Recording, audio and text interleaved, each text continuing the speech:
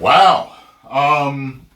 Really hadn't realized whether the rock had crashed and burned or rised and fallen or something like that. Let's check this out. This should be interesting. I'm a rock fan. I've been a rock fan for a long time, especially huge in the WWE era, and still now today. And I became a big fan of him being in movies in Fast Five. I had felt as though when he made the leap into Hollywood, some things were a little hit or miss. Some things I liked, some things were okay. Some things just really weren't up my alley.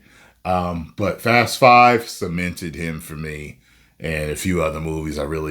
Hobbs is my favorite role that he's ever played. So I know that he has peeved the fans off in certain things that he's done in the past, but who doesn't? You know what I mean? He can't please everybody. So let's see what the drinker's talking about here.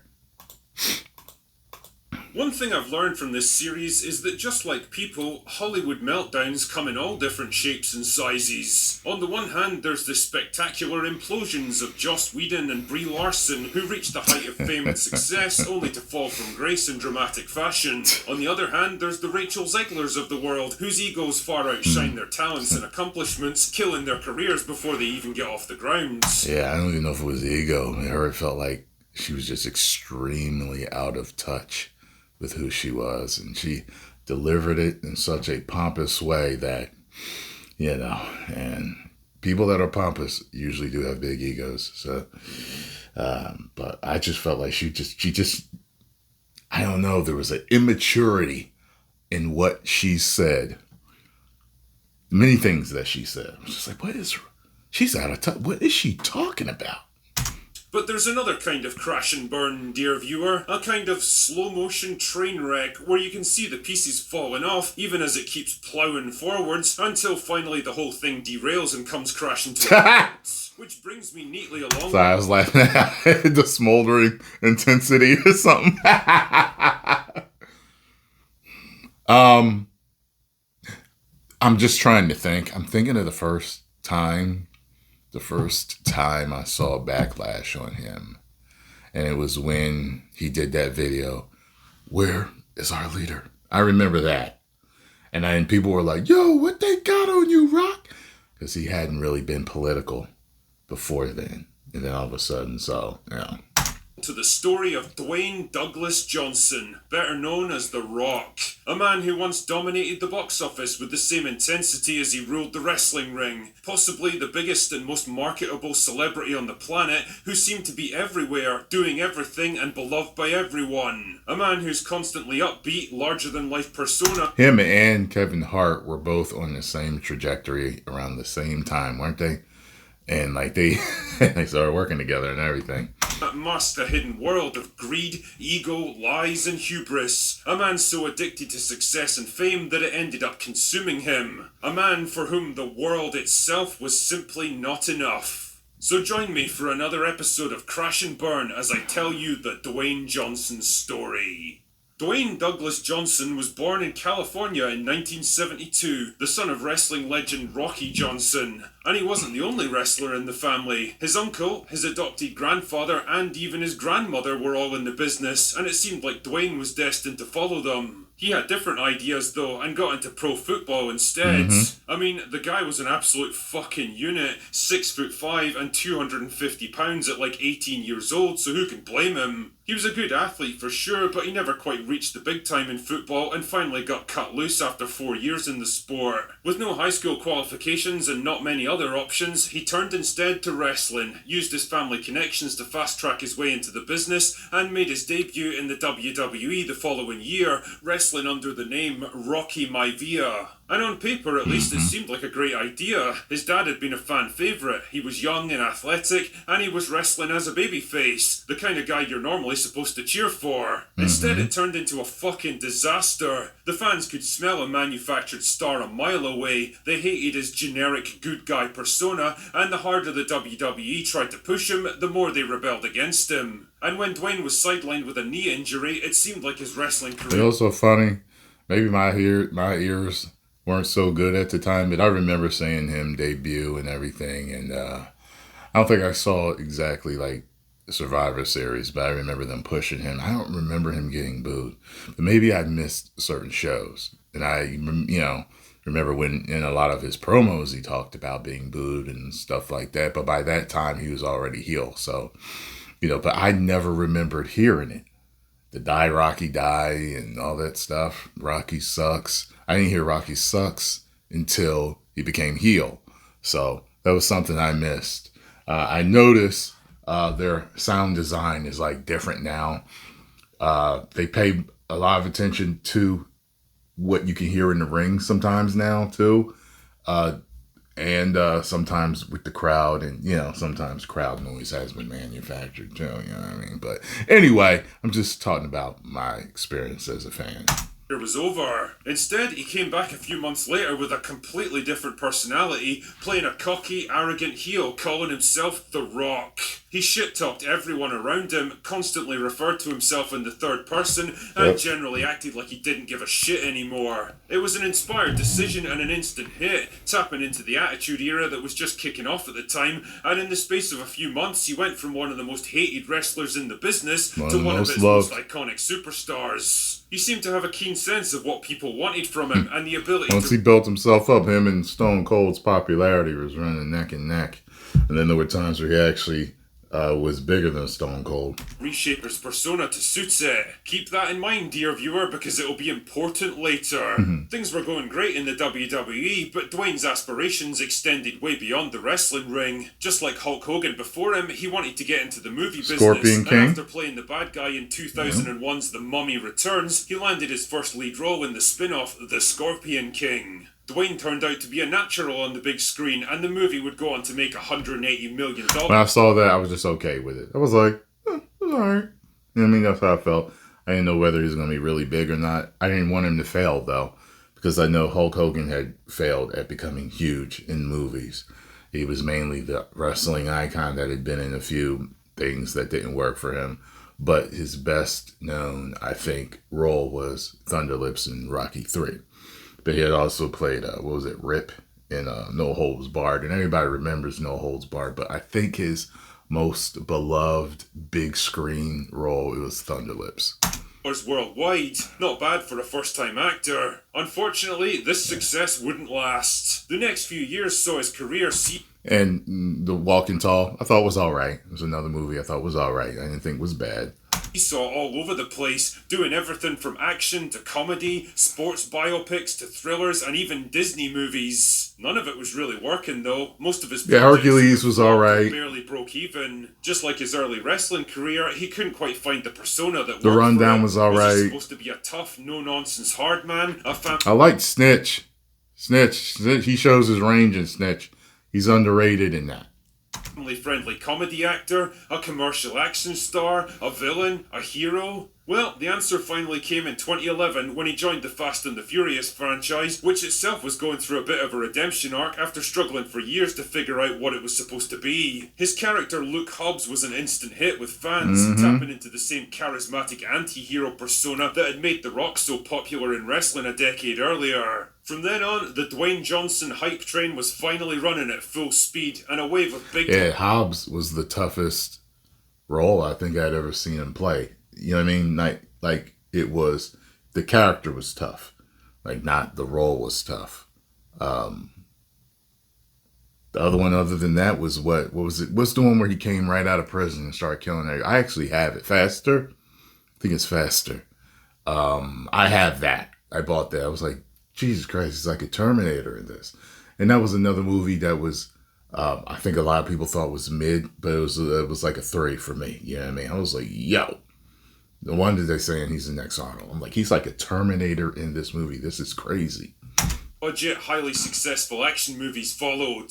For years, Hollywood producers had been looking for the next Arnold Schwarzenegger, the next definitive action star who would shape a whole generation First of movies. Jumanji was and in funny. Dwayne Johnson, it seemed they'd finally found what they were looking for. He was big and muscly, he was charismatic, he was marketable, he could navigate interviews and film junkets like a seasoned pro. He was cool enough to appeal to adults, but clean-cut and inoffensive enough to appeal to kids and families. He was somehow able to be everything to everyone and make it look easy. If Disney somehow made movie stars instead of movies, Dwayne Johnson is pretty much what they would churn out, and pretty soon the fucking guy was literally everywhere. Movies, commercials, brand deals, wrestling appearances. He was always there with a tailor-made suit and $1 million smile, always excited to promote his next big project, always ready with some inspiring words, always waiting to sell you something. He's gonna drop the other shoe. Problems were afoot, dear Well, I viewer. tell you. The first signs of trouble came with rumors about his behavior. I know your rhythm,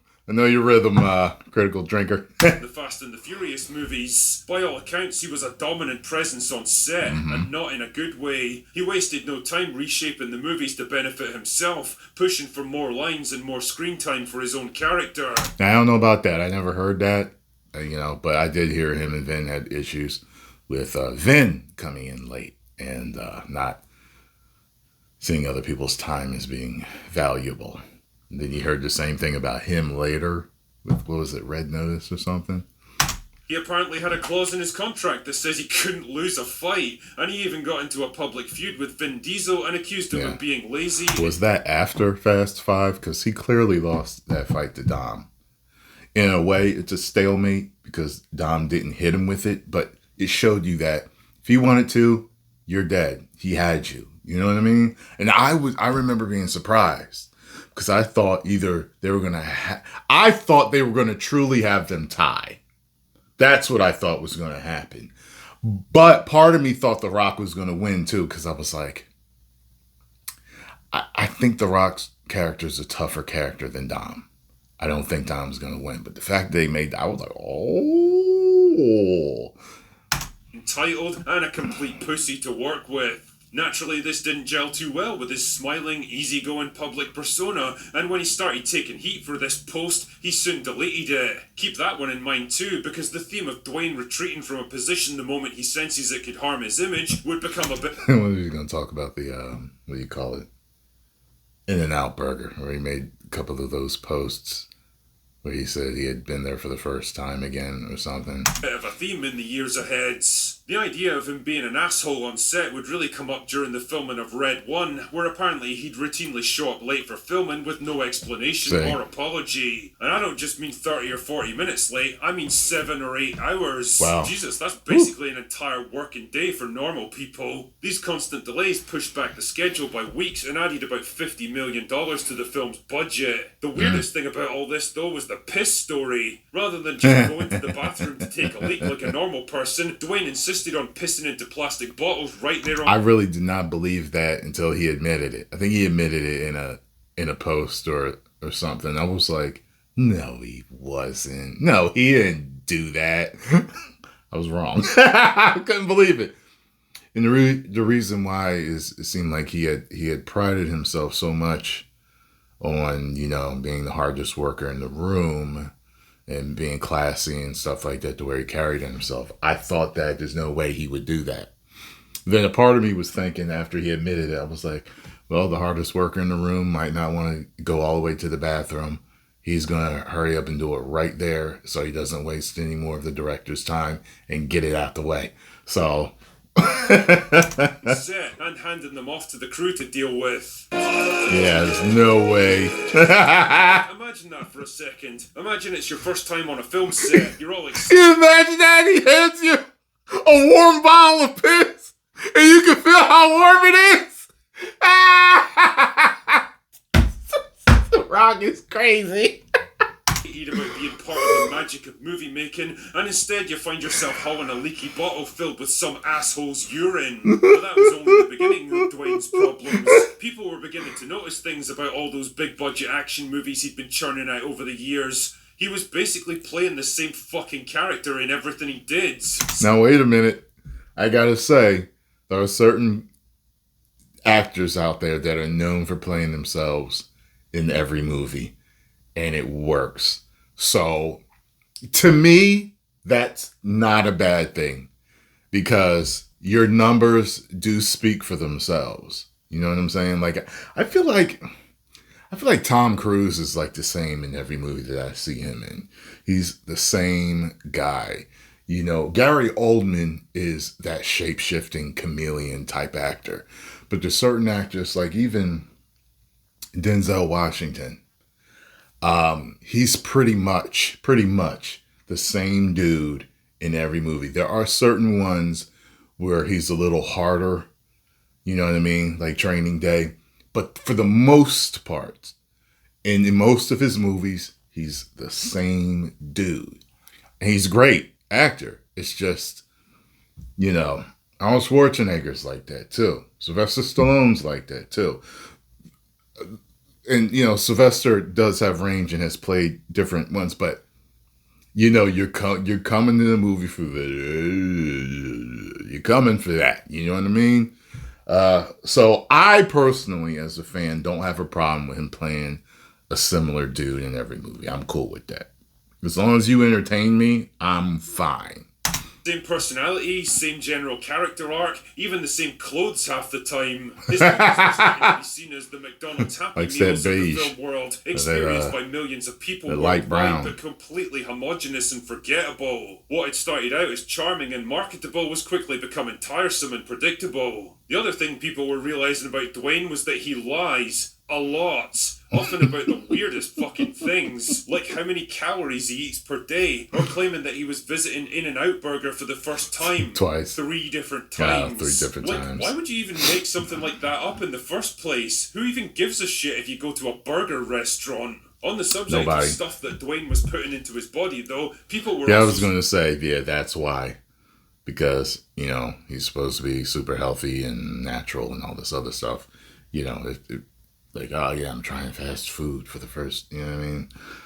It goes along with the squeaky clean image, I guess. starting to get a bit suspicious about his physique. Despite the fact that he was hurtling towards 50, he seemed to be getting bigger and more muscular with each passing year, and well, people were not buying it anymore. Here's my issue.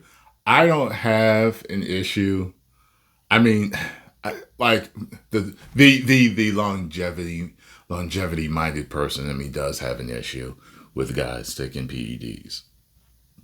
However, a lot of these guys get beefed up for these roles. You know, playing football players are on them, basketball players, all type of athletes all over the world are on them. Track, they're all on them, and they all don't tell you that they're really on them because it's taboo. However, if they like, you know, people are just gonna have way more respect for you if you're like, yeah, look, I'm over 50, I'm on TRT, whatever it is. And TRT is just legal steroids. Now, I personally won't take TRT because I've heard the side effects of them, and it's basically some of the stuff that you get with what you hear about bodybuilders. You know what I mean? It's legal. They found a way to legalize it, keep it legal, and make money off of it. And that's why you see grandpas with the bodies of 22-year-olds. You know what I mean? It's, you know, it is what it is. But people are just like, yeah, I'm on this and that. Like even what's his name? Was it Alan Rickman? Whatever. He admitted it to being on TRT. You know what I mean? At some point. And it's like, yeah, we can tell. You know what I mean? But it's like at least you admitted it. So because there's a very small percentage of men out there and women that look like they're on steroids, but they are not, which would be early era Ronnie Coleman. Ronnie Coleman made it to the IFBB. In fact, he got his pro card without doing steroids. He started doing steroids after that, and that's when he started killing everybody. But those are so rare. These unicorns like that are so rare that nobody believes the majority of the guys. That and being on PEDs also gives you a specific look that is different from someone that is naturally muscular. And if you're in the gym like me, I've been, you know, since 18. You know, I was brought up in it. So you can see it. You can see it. You can tell. You know what I mean? But yeah, So that's an issue with people. They're like, you're giving this squeaky clean image, but you're not telling us the truth. He's kind of stuck between a rock and a hard place, no pun intended, now, because it's like if he is on him, which most people believe he is, even Joe Rogan was saying, but he didn't ask him about it in the interview, which I thought was interesting. But he's stuck between a rock and a hard place, because it's like, well, if you admit it now, then everybody's going to be like, you lied to us, and you did it for so many years. And then if you still don't, people are going to keep saying you're not natural. So he's done it for too long if he is on them. People are just not, they'd be done with him. It would tarnish him big time. Allegations of steroid abuse were running wild, and the more he tried to play it down, the more they seemed to ramp up. Mm-hmm. Now, remember what I told you about Dwayne tailoring his persona to match the situation? That kind of thing definitely worked in the early days of his career when nobody was around to fact check him, but in the days of the internet and social media, well, people were beginning to realise that instead of having his own opinions about stuff, he basically just said whatever he thought people wanted to hear. And if he got any kind of pushback, he'd immediately fold like a house of cards and backtrack. The worst example was probably his Joe Rogan interview in 2023, where he basically spent 3 hours giving evasive answers and reflecting the questions back at him. You know what's funny? I think he's, out of the two of them, I'm thinking of the two wrestlers, I'm thinking of like John Cena and him, he's better at navigating questions than John Cena is, though. Cena always sounds like he's thinking about everything he's going to say, every word he's going to say. Bruce Blitz used to say, he's such a politician. Sir, and now look, you can tell that The Rock is navigating his questions. But he does it much better than John Cena. John Cena always sounds like he's holding back or curving and stepping around words to say something. It was like Dwayne was the one doing the fucking interviewing, and it all fed into the public perception that nothing about the guy was real. He was more like a brand than a person. His every public appearance and sentiment carefully stage managed for maximum financial impact. All was not well on the wrestling side of things either. See, ever since his jump to Hollywood, Dwayne had kept one foot in the wrestling business as a kind of part-time superstar. Anytime one of his movies flopped or he needed a bit of a career boost, he'd retreat back to the WWE for another run, make a ton of money, and then leave again. I've heard people say that before, but I never noticed that. Maybe I need to go back and examine the times that he did come back. He did come back for promotion of movies, but I'm just trying to think, like, did he ever come back during a time when his movies were flopping or not doing as well? Like, I just don't remember. That strategy had been working pretty well until he showed up in 2024 and shoved his way into the middle of a long-running feud between Cody Rhodes and Roman Reigns. The fan backlash was so extreme that the WWE actually had to rewrite the whole storyline and put Cody back in center stage where he belongs. Yeah. In typical fashion, Dwayne would later claim that the whole thing was part of a grand plan to make Cody even more popular. I think I can smell shite. Fuck off, Dwayne. Everyone could see him for exactly what he was now, an aging superstar trying to hold on to the spotlight beyond his time, even if it meant screwing over younger and more deserving people. Well, I don't know about that, man. He's more popular than every single one of them.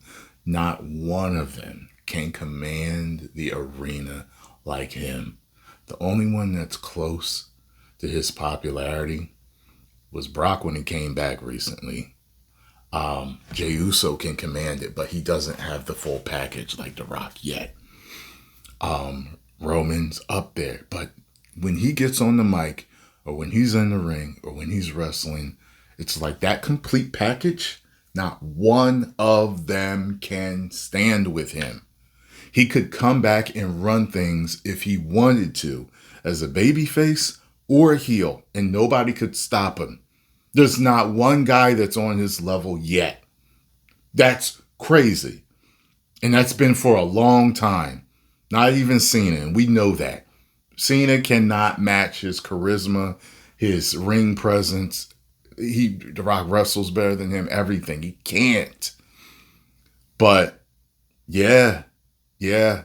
And he is no, in my eyes, especially as a wrestling fan, he is in no way staying beyond his, you know, his time in the ring. Because to me, if he was back full time, those ratings would go through the damn roof. They would be a juggernaut if he was back. So, you know, some of these guys like that if they came back, like The Undertaker. You know what I'm saying? If he could still do what he wanted to do. The Undertaker, Shawn Michaels, Triple H, Brock. There's certain guys that really, when it's like, you know, when they come back, it really shows you. Or when you think to the times when they were on top, it really shows you where these other guys are. Not that they're not great. It's just they haven't gotten to that. You know, if Austin was in shape and came back, the ratings would be through the damn roof. And in my mind, the only guy that can even match The Rock on the mic, in the ring, it just the complete package is Stone Cold. Even though I think The Rock's better on the mic than Stone Cold, but it's only by a smidge. It's not much better. You know what I'm saying? Yeah. Oh, the biggest disaster though was 2022's Black Adam, which was supposed to be Dwayne's big entry into the No, I like the superhero Black Adam. genre. He'd made no secret of the fact that he was taking control of the DCEU and reshaping it with himself at the centre, that he was going to do for DC what he'd done for the Fast and the Furious franchise and rehabilitate it. Yes, I can definitely smell shite. Well, that didn't work. The movie flopped big time, and Black Adam was quickly buried along with the rest of the DCEU. The Rock's big push into the superhero genre was over before it even began. But that didn't stop Dwayne from desperately trying to cope about it, claiming that the movie was actually a success if you looked at it the right way. Really?